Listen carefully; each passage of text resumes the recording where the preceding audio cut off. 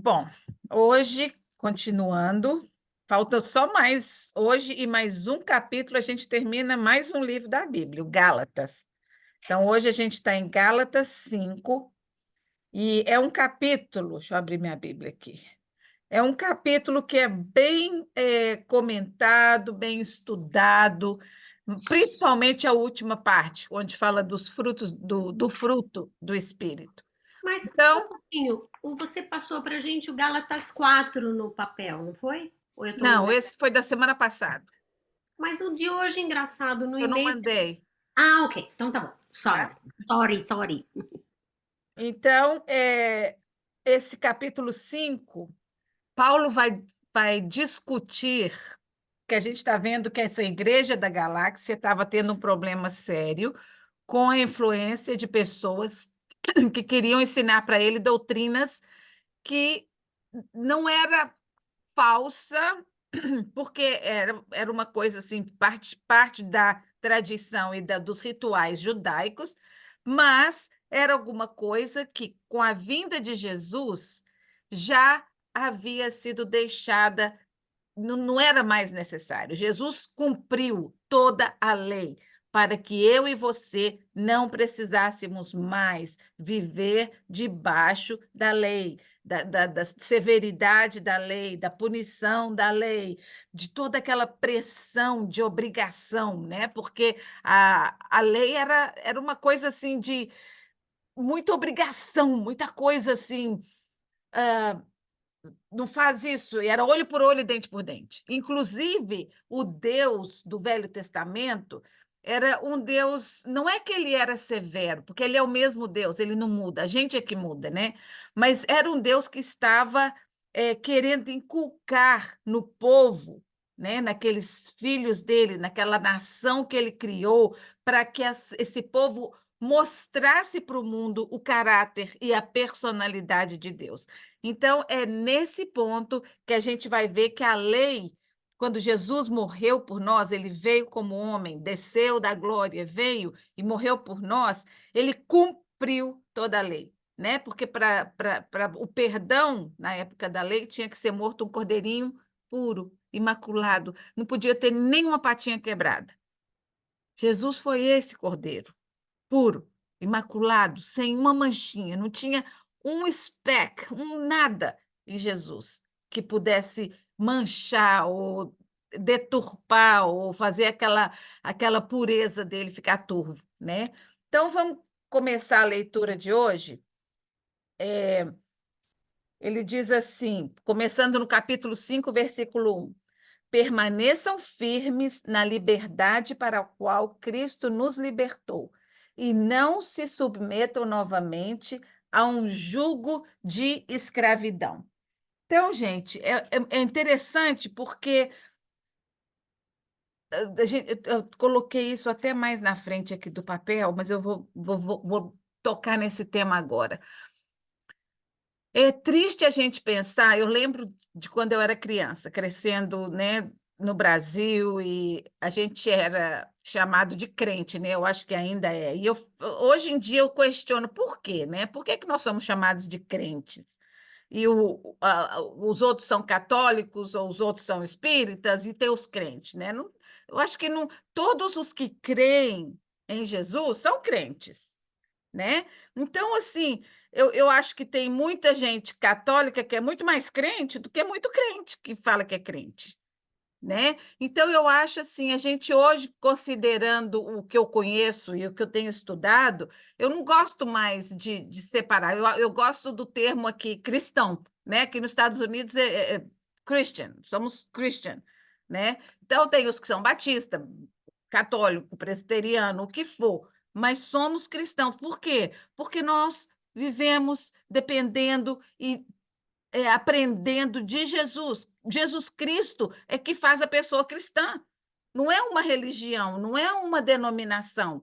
Isso não vale para nada. Jesus é a razão do cristianismo. Então, todas nós somos crentes. Todas nós cremos em Jesus.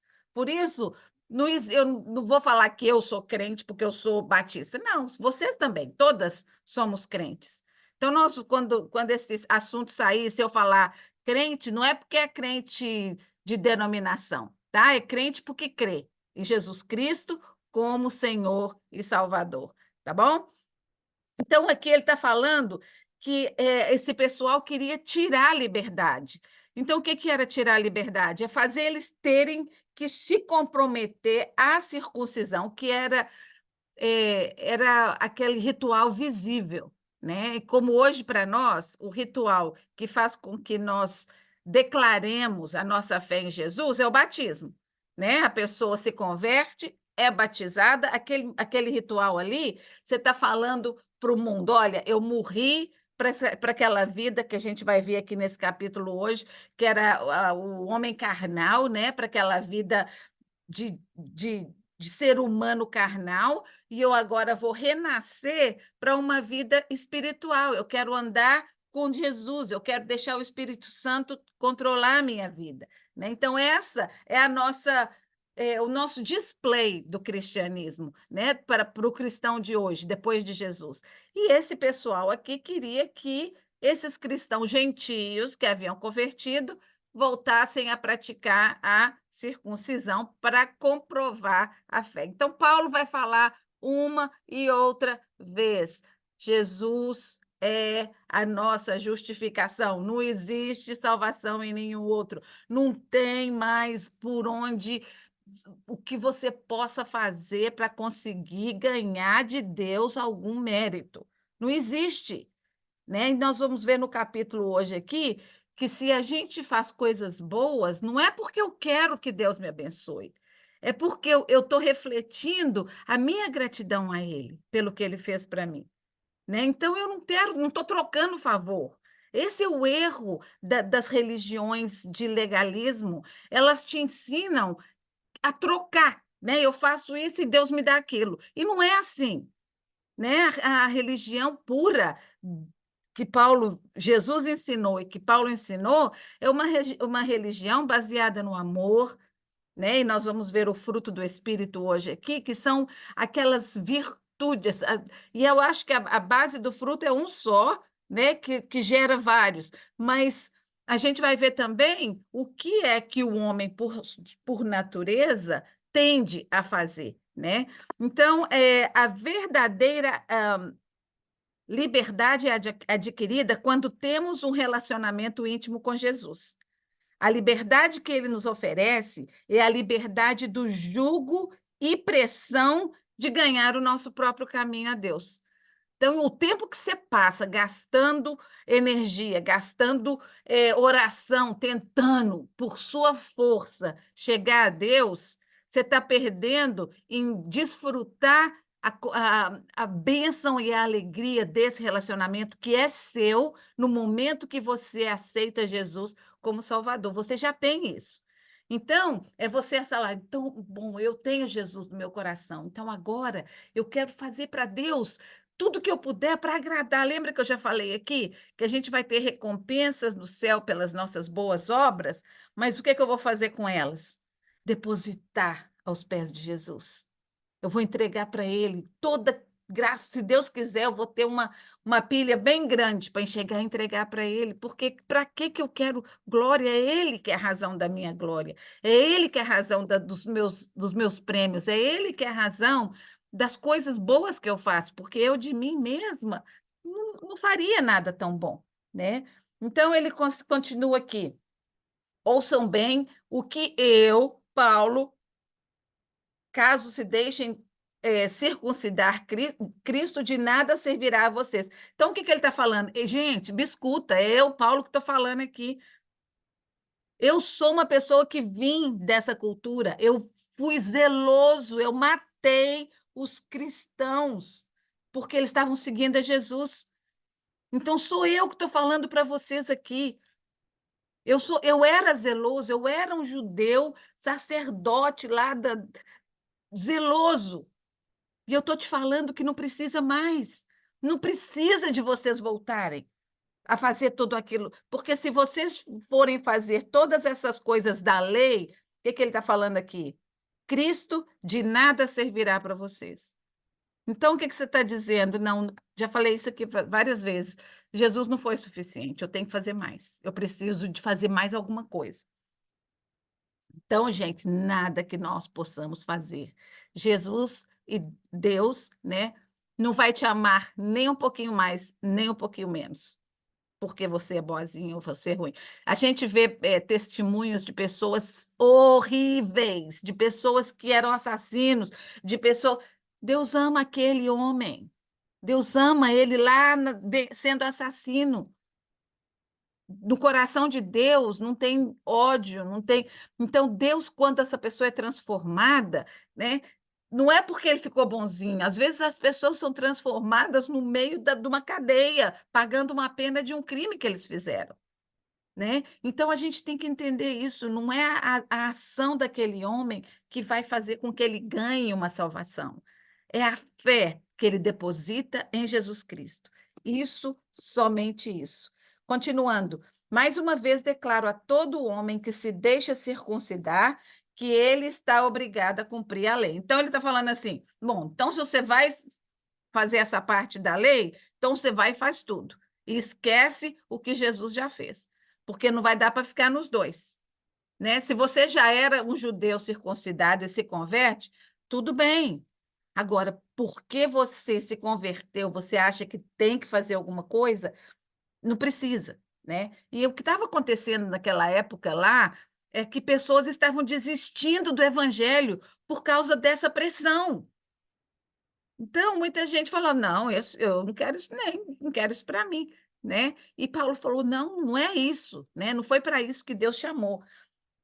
Aí eles dizem: vocês que procuram ser justificados pela lei se separam de Cristo, caíram da graça. O que é cair da graça? Você deixou de lado aquele presente, né? Aquela graça que Deus deu para nós quando Ele mandou Jesus, porque Deus amou ao mundo de tal maneira que deu o seu Filho unigênito para que todo aquele que nele crê não pereça, mas tenha a vida eterna. É um presente de graça, é a graça de Deus derramada para nós através de Jesus, né? Um presente muito caro, foi muito, custou muito, né? Então, assim, eles estavam caindo naquela cilada do legalismo, né? E estava afastando muita gente. E Paulo falou: não é assim. Né? E eu fico triste porque, às vezes, nos nossos dias, a gente ainda vê pessoas que são legalistas. Né? Vamos pensar aqui nos muçulmanos, por exemplo. Né? Por que eles fazem alguns, né? Não todos, mas tem aquela linha mais radical, né? Por que eles cometem aqueles terroristas, aqueles atos terroristas? Para ganhar não sei quantas mulheres lá no céu, gente. Imagina assim o que o brainwash não, porque a maioria já nasceu assim, né? Então, aquilo que já foi ensinado para eles desde criança é um legalismo, é uma coisa tão fora de uma realidade do amor de Deus, né? Que você precisa de matar um infidel para você ganhar alguma coisa. O meu Deus, ele entregou, ele morreu por mim. Olha a diferença, né, do meu Deus para o Deus que essas pessoas acreditam, né? Um Deus que precisa que você faça uma coisa tão horrível como matar milhares de pessoas, mas o meu Deus se entregou, ele morreu por mim e por toda a humanidade. E é isso que a gente precisa começar a absorver e a entender e a colocar dentro de nós. É um Deus que quer que nós sejamos livres. Livres de pressão, livres de legalismo, livres de tradições, para viver uma vida simples. O Evangelho de Deus, de Jesus é simples, não é complicado. Né? A gente vai ver hoje que a base desse evangelho é o amor. E é o amor que Jesus ensinou. Lá em Mateus ele falou, né? Quando perguntaram para ele qual é o maior mandamento?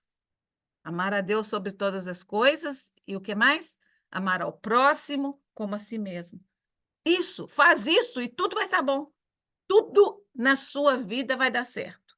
Se você conseguir se esmerar nisso, amar a Deus sobre todas as coisas e ao próximo como a ti mesmo, né? Então vamos continuar. Porque em Cristo Jesus, nem a circuncisão, nem a incircuncisão tem efeito algum, mas sim a fé que atua pelo amor. Vocês estavam indo bem, corriam bem. Quem é que impediu vocês de obedecer à verdade? Então ele falou: gente, eu estava aí, vocês estavam tão bem, estavam crescendo espiritualmente, estavam seguindo a mensagem que eu tinha ensinado. O que que aconteceu? De repente, assim, chega alguém, fala uma outra coisa, vocês já vão acreditar, né? Então ele falou: essa persuasão, essa pessoa que está aí falando isso para vocês, está falando dele mesmo, não é de Jesus, não é de Deus, né? E aí ele fala: um pouquinho de fermento faz fermentar toda a massa. Então ele está dizendo: é um pouquinho de uma mensagem negativa pode danificar todo o corpo de Cristo, né? Quantas igrejas a gente vê destruídas, assim, com divisões, por quê? Por causa de uma fofoquinha que começa, aí cresce, né? Amizades, famílias, coisas que são destruídas por causa de uma coisinha ruim, né? Mas também o fermento pode ser positivo, né? Se você uma gotinha, Jesus falou que nós somos o sal da terra, um pouquinho de sal dá um sabor diferente, né? Então, que nós possamos ser aquele fermento, quando a gente faz o pão, para o pão crescer, a gente precisa colocar o fermento. E aí é uma coisa boa, né? Então, que nós sejamos o fermento que influencia o mundo positivamente. E era isso que Paulo estava dizendo, eles estavam se deixando influenciar por algo negativo, né? Então, ele aqui, nos próximos versículos, continua falando da circuncisão, da incircuncisão, e nós vamos pular isso aqui, porque a gente já viu muito sobre isso. Outra coisa que Paulo fala é que, às vezes, até as coisas boas, elas podem ser um empecilho para a gente servir a Deus. Lembra que eu falei para a gente, não sei se foi semana passada ou umas 2 semanas atrás, que Deus conhece a intenção do meu coração, né? Então, se você está fazendo uma caridade, ou se você está dando uma esmola, ou se você está recebendo alguém, ou se você está indo na igreja, se a sua intenção é diferente do que eu vou lá porque eu amo a Deus, eu quero adorar, eu quero servir, eu quero sentir a presença de Deus, eu quero agradecer a Ele. Mas se você vai lá numa atitude de obrigação, porque eu tenho que ir, se eu não for, tem gente que se não for naquela missa ou naquela, acha que já perdeu a salvação, né? E isso aí, você está perdendo a liberdade, porque Deus é flexível. Não deu, não? Tá bom, vou fazer aqui em casa mesmo. Não deu para mim na igreja, está chovendo, deu neve? Bom, vou fazer a minha hora com Deus aqui mesmo, né? Essa é a liberdade que nós temos, né? É uma liberdade. O pessoal, os judeus naquela época, lembra no Velho Testamento, as que estavam com a gente desde o começo, que eles tinham que ir no templo, né? A gente vê hoje os muçulmanos que têm que orar na direção da Meca 3, 4, 5 horas, 5 vezes por dia. É aquela obrigação, né? Onde você estiver, você tem que parar para fazer o que você está fazendo. Gente, isso eu acho que é muito gostoso você ter um compromisso como eu tenho o meu. Toda manhã eu quero sentar, eu quero ler a minha Bíblia, eu quero orar. Eu não quero abrir mão desse tempinho, mas não é uma obrigação, sabe? Eu não estou fazendo isso porque eu fiz uma promessa para Deus e eu tenho que cumprir. Não, é porque me dá prazer. Eu adoro começar o meu dia assim. Direciona as minhas atividades por uma maneira muito mais light, muito mais prazerosa, né? E é nisso, vocês estão entendendo o que eu estou querendo dizer? É não fazer nada por obrigação, mas por prazer de fazer parte da família de Deus, né? Então, ele agora vem falando a partir do versículo 13, né, sobre o amor, né? Amar uns aos outros. Aí ele fala: irmãos, vocês foram chamados para a liberdade. Ele vem de novo falando aqui. Contudo, não usem essa liberdade para dar ocasião à carne, mas sirvam uns aos outros por meio do amor, pois toda a lei sempre se cumpre em um só mandamento: ame ao seu próximo como a você mesmo. Mas se vocês mordem e se devoram uns aos outros, cuidado para não se destruírem mutuamente. Então, eu já havia isso lá, né? De gente ficar brigando um com o outro. Mas aí então ele está falando aqui o mesmo que Jesus disse em Mateus, né? Vou ler lá em Mateus 22, olha o que ele diz. Alguém perguntou, mestre, qual é o maior mandamento da lei? E Jesus disse: ame ao Senhor seu Deus de todo o teu coração, toda a tua alma e com todo o seu entendimento. Este é o primeiro e maior mandamento. E o segundo é bem semelhante a esse: ame ao seu próximo como a você mesmo. Desses dois mandamentos dependem a lei e os profetas. Então, tudo estava baseado nisso. E quantas vezes Jesus criticou os sacerdotes? Né? Por quê? Porque, além de ser super zelosos da lei, eles estavam impondo para os fiéis algo muito mais pesado do que a lei podia. Algo que nem eles mesmos podiam cumprir, mas eles queriam cobrar das pessoas. E Jesus criticou severamente esses sacerdotes e esses fariseus várias vezes, né? Paulo não está dizendo que devemos amar as pessoas para sermos justificados, mas que devemos amar as pessoas porque fomos justificados. Esse ato de amar as pessoas é um ato que faz com que a gente se pareça com Jesus, né? Esse é o nosso objetivo de cristão, é cada dia se parecer mais a Ele, né? Que a beleza dele se veja em nós. Não devemos fazer a vontade de Deus para nos tornarmos pessoas boas diante dele. Fazemos a vontade de Deus, pois ele nos justificou em Cristo. Fazemos porque nós já recebemos esse presente dele, né? Paulo está dizendo que o reino espiritual é diferente do reino humano, né? As coisas, Jesus já tinha dito lá nas bem-aventuranças, né? Ele fala: quem quiser ser o primeiro vai ser o último, né? Todas as bem-aventuranças os valores são bem invertidos do que para a gente. Às vezes a gente acha que o melhor é chegar lá na frente, e Jesus falou: não, quem quiser ser o primeiro vai ter que servir, não ser servido. Né? Então, tudo na lei do cristianismo, na lei do amor, né, a gente se coloca como servo. Eu até ontem, no grupo do estudo com as mães jovens, a gente estava falando sobre o amor, sobre as linguagens de amor entre os casais, né? As 5 linguagens de amor. E hoje, depois que eu fiz minha devocional, eu abri o iPad e tinha uma coisinha assim da Fox News, que era uma entrevista com aquela Camila Alves e o marido dela, que é o McConaughey. E elas estavam falando sobre isso, que eles não iam.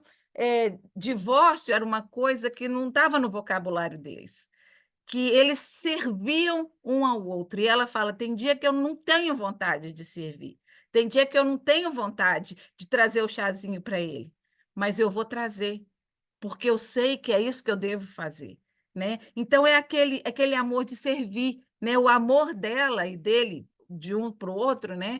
É demonstrado no serviço que eles fazem para o outro cada dia, né? Então eu fiquei pensando assim, gente, como que eu tô? Isso aí é uma pessoa que eu nem sei como é que é a fé deles, não sei se são cristãos ou se não são, mas eu fico pensando assim, eu sou uma pessoa declaradamente cristã, né? Afirmo que eu estou querendo seguir a Jesus cada dia melhor. Será que a minha atitude com meu marido, por exemplo, está sendo essa?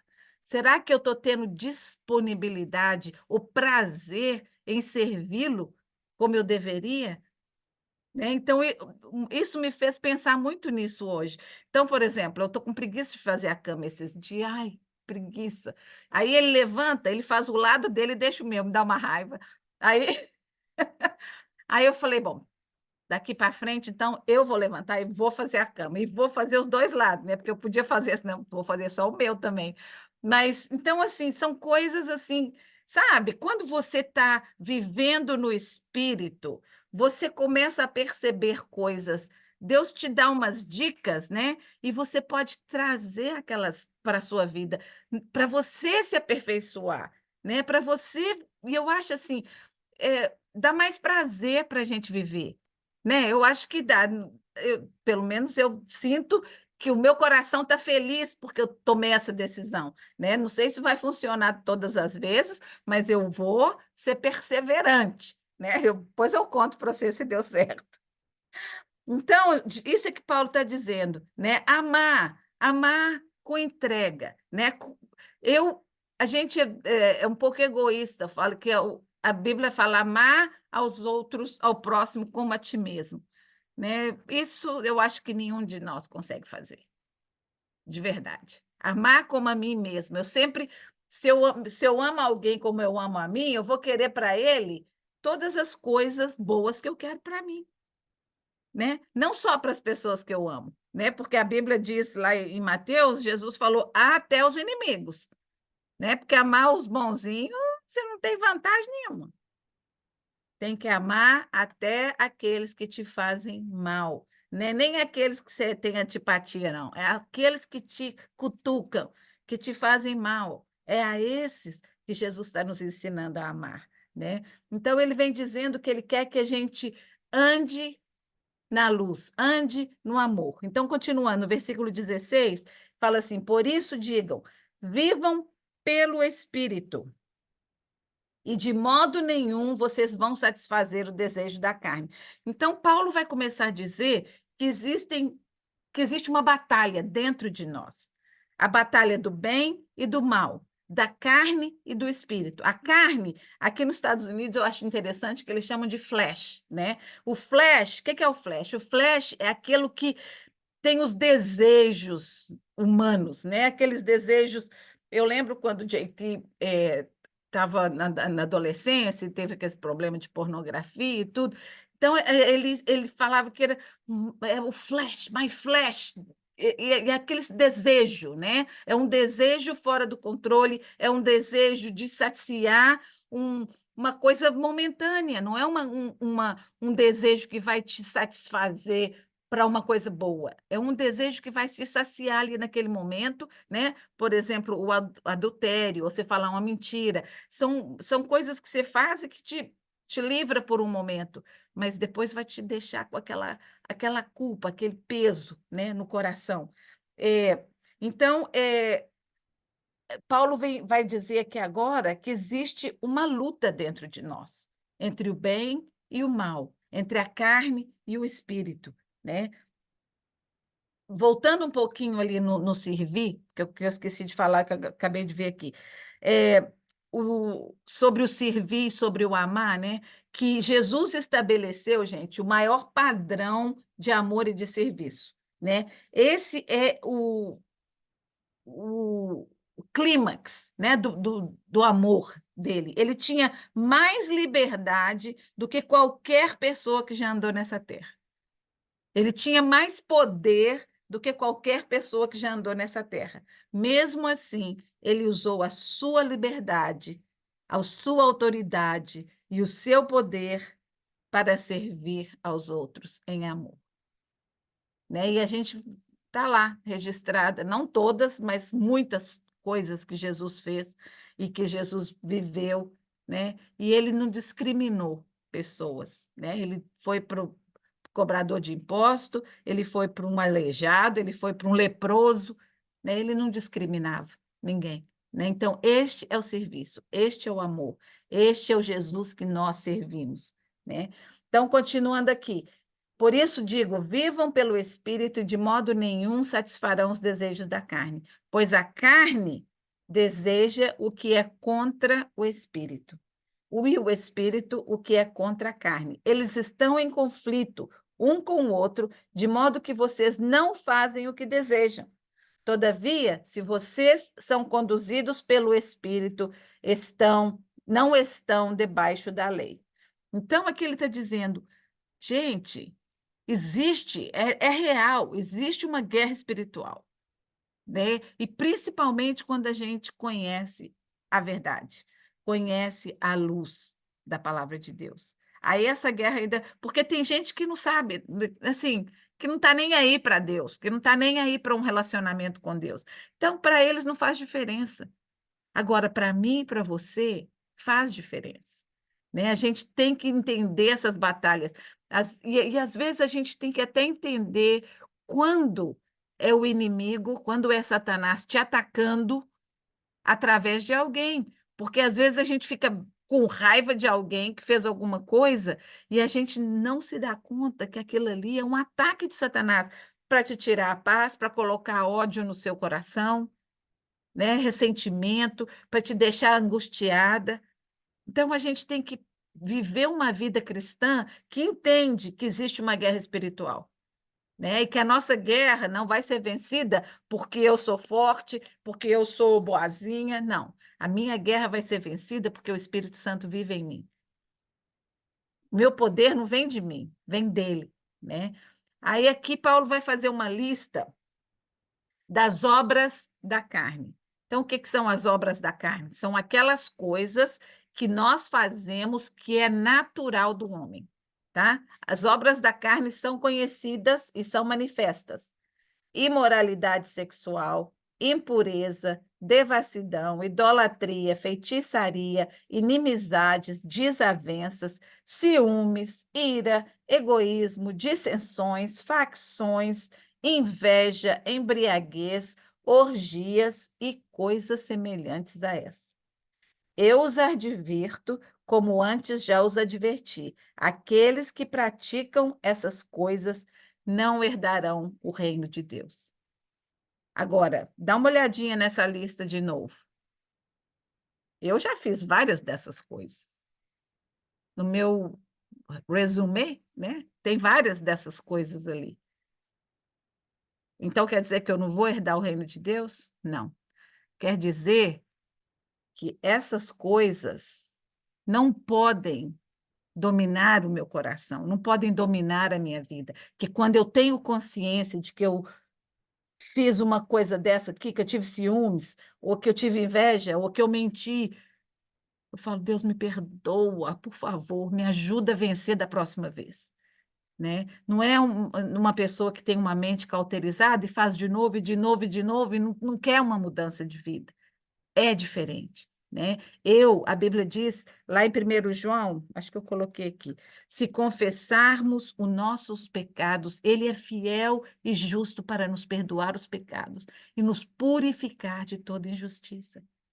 Ele é fiel, né? Então, quando a gente confessa, lá em Salmo 139, fala: sonda, meu Deus, às vezes eu não lembro se eu fiz ou se não fiz. Deus, me ajuda, vai lá dentro do meu coração comigo.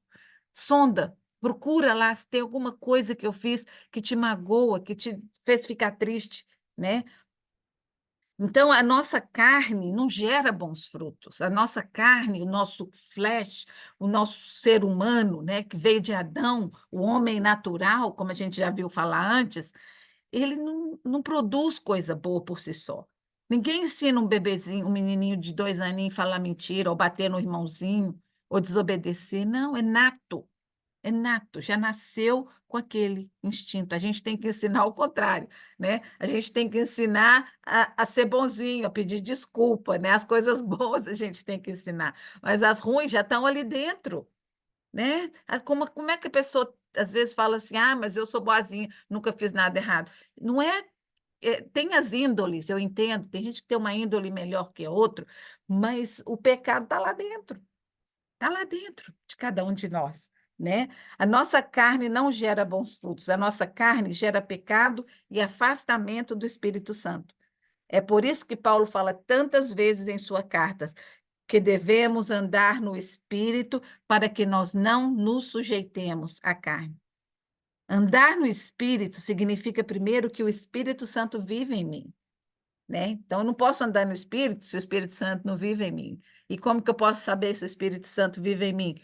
Jesus falou: se confessardes os meus pecados, se eu aceitar Jesus como Salvador, se eu reconhecê-lo como Filho de Deus, o Espírito Santo vem morar em mim, né? Foi o presente que Jesus deixou. Eu tenho que ir para ele vir. E quando eu vou, ele virá e vai ficar dentro de vocês, né? Então, a gente tem que ter, tem coisas na vida cristã que a gente tem que aceitar pela fé. Às vezes eu não estou vendo, é difícil de absorver, né?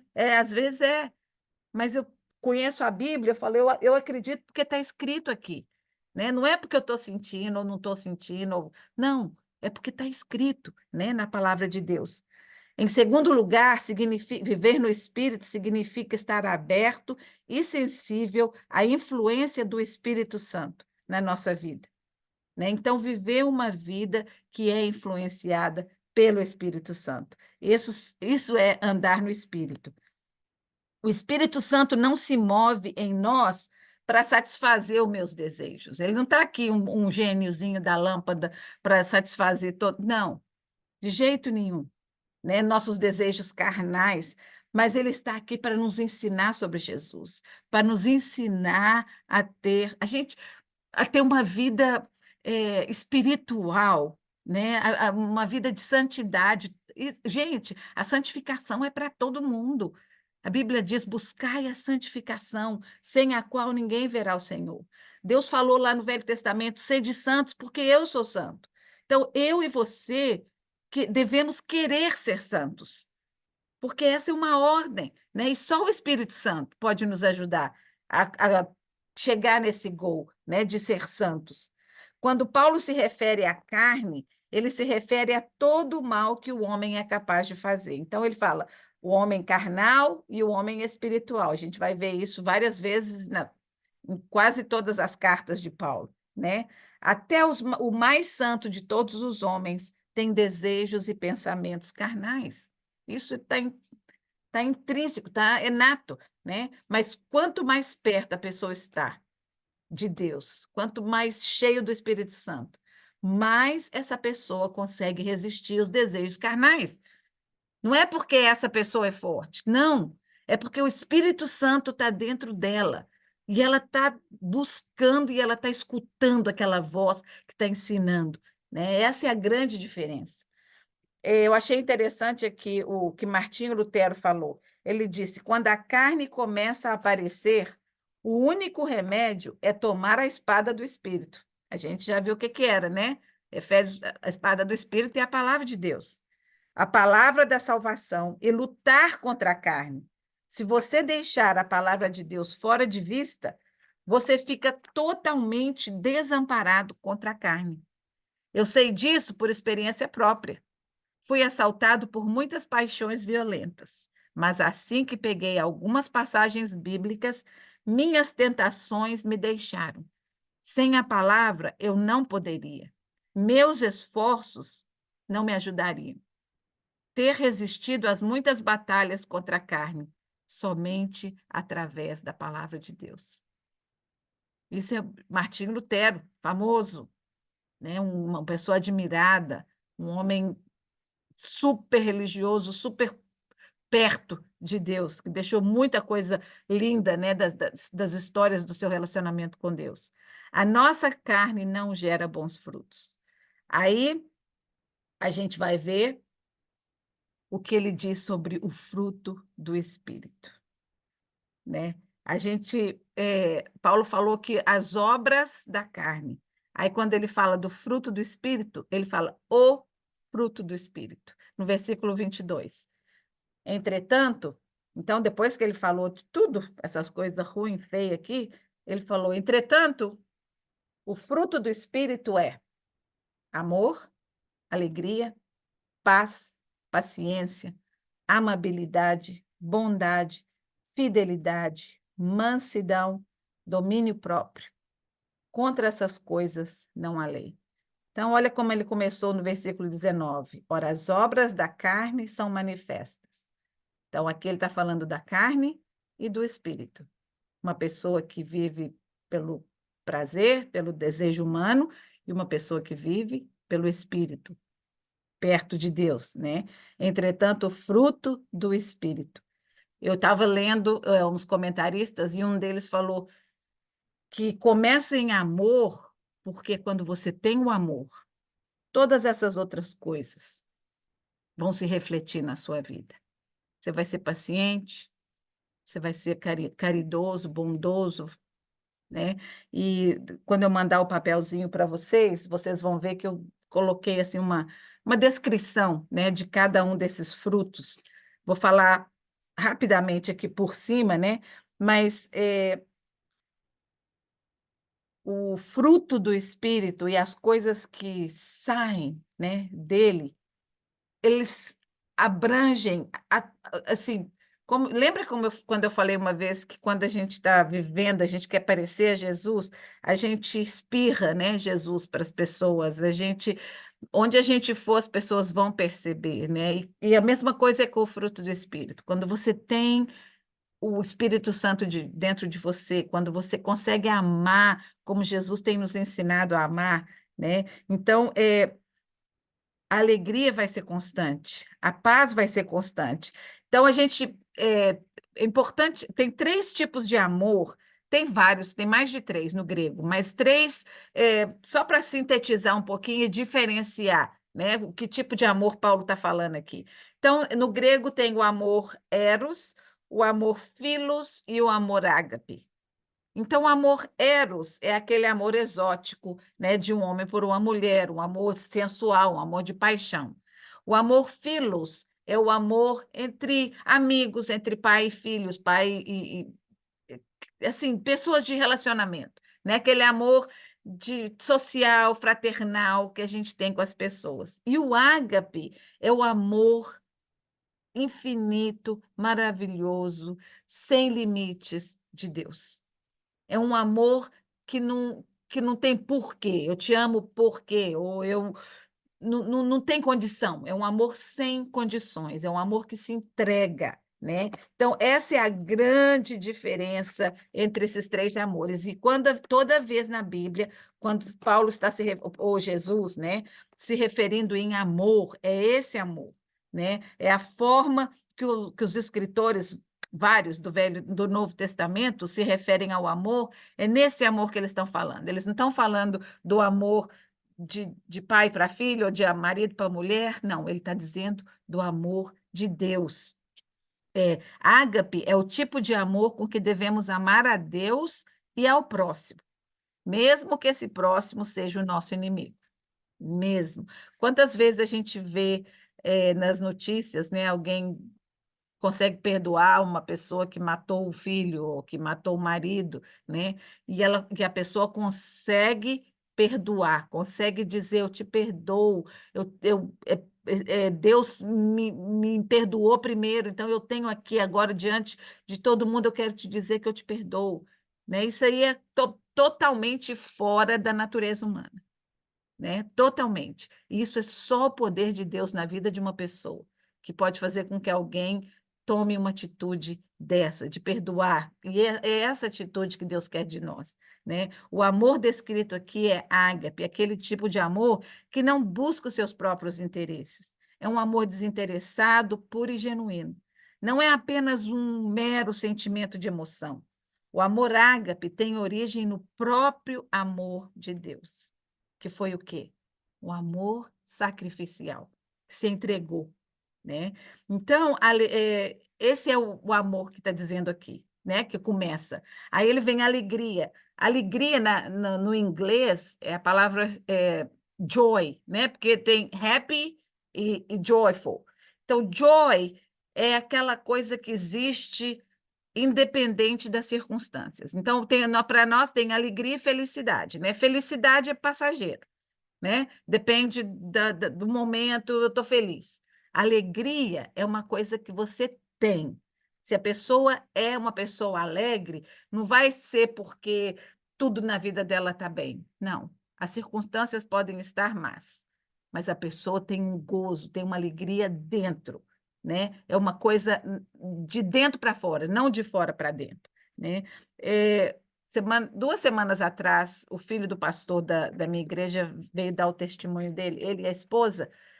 Há 3 anos atrás, uma filha deles morreu. Não sei se foi overdose ou se foi suicídio, eles não deram muito detalhe, não. E eles contando da experiência deles, né? Enfrentando tudo isso, sendo pastor e a pressão e tudo isso. E ela falou uma coisa que eu tomei nota na hora e eu falei, eu não quero esquecer nunca, porque às vezes a gente não entende bem o que é essa palavra joy, essa palavra alegria. E ela falou, a gente pode ter alegria até mesmo no momento de dor, porque essa alegria que a Bíblia nos ensina e nos diz para ter, ela é uma tranquilidade do espírito. É aquela coisa que te faz, sabe, poder respirar, saber, dói, mas eu não estou desesperada, eu não estou, a minha, eu tenho esperança, eu vou ser feliz outra vez, eu vou ter, vou dar uma gargalhada outra vez, para mim não acabou ainda. Então é aquela fonte, é uma fonte lá dentro de você, que a gente não pode deixar secar, né? É uma tranquilidade da alma. Alegria é a tranquilidade da alma. Não é uma expressão de gargalhada toda hora, não. Você pode estar chorando, mas ter gozo, ter joy dentro de você, né?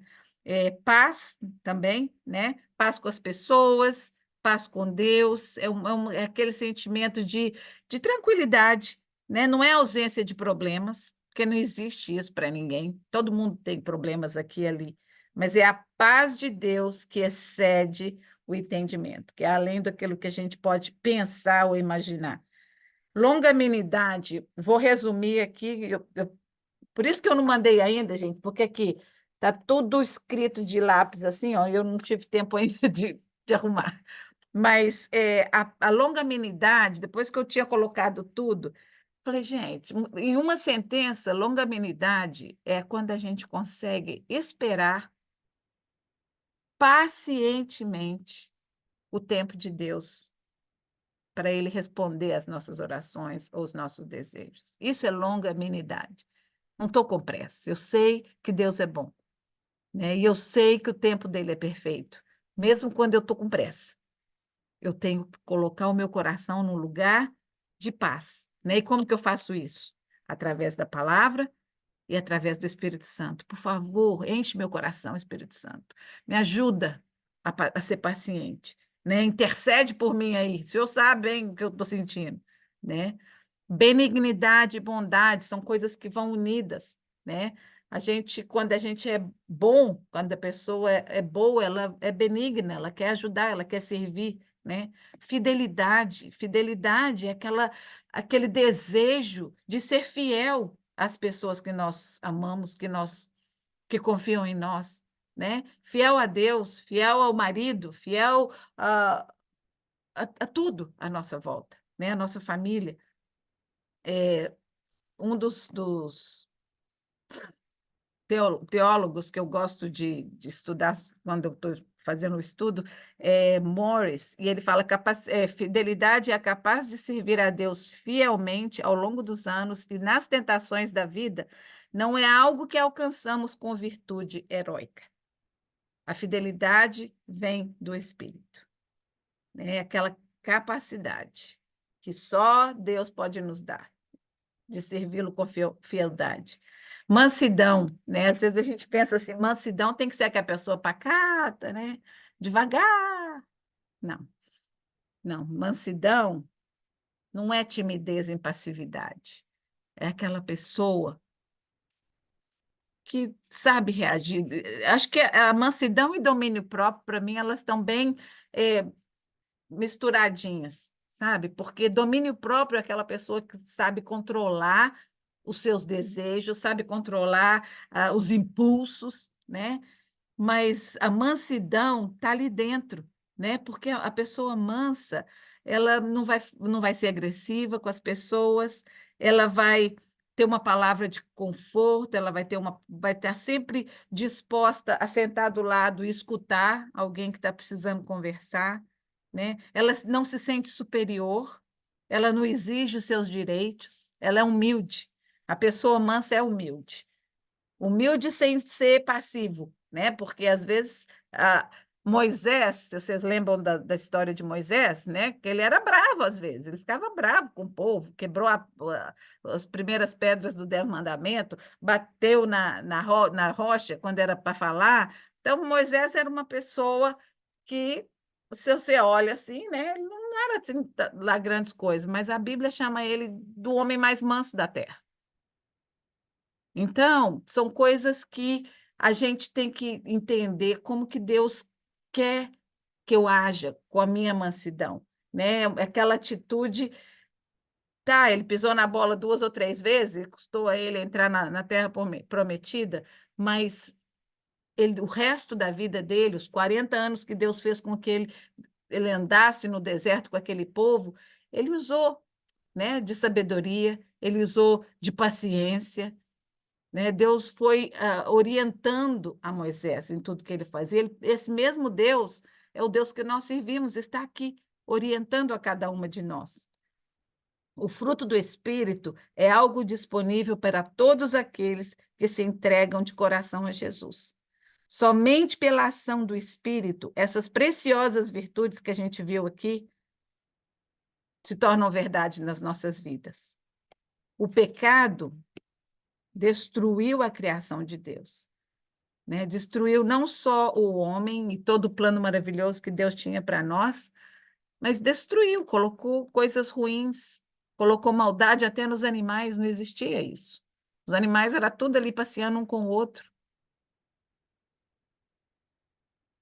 Mas o Espírito Santo cumpre a missão de nos devolver ao plano original, aperfeiçoando em nós o caráter de Jesus. Gente, é isso. Quando a gente lê esse fruto do Espírito, né? Isso é tudo que Deus tem. Deus é isso tudo, esse pacotinho.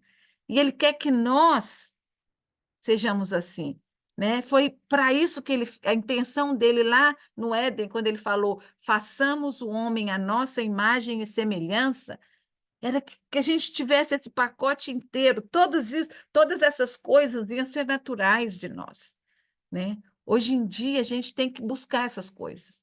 A gente precisa do Espírito Santo para nos ajudar, mas quanto mais pertinho dele a gente está, mais parecido com essas virtudes a gente vai ser, mais a gente vai ter essas coisas é, é, refletidas, né, na nossa vida. Aí ele continua o último pedacinho aqui, ele fala: os que pertencem a Cristo Jesus, crucificaram a carne com as suas paixões e os seus desejos. Já que vivemos no Espírito, andemos também no Espírito. Não sejamos presunçosos, provocando uns aos outros e tendo inveja uns dos outros. Então, gente, os que pertencem a Cristo crucificaram os desejos da carne. Nós pertencemos a Cristo.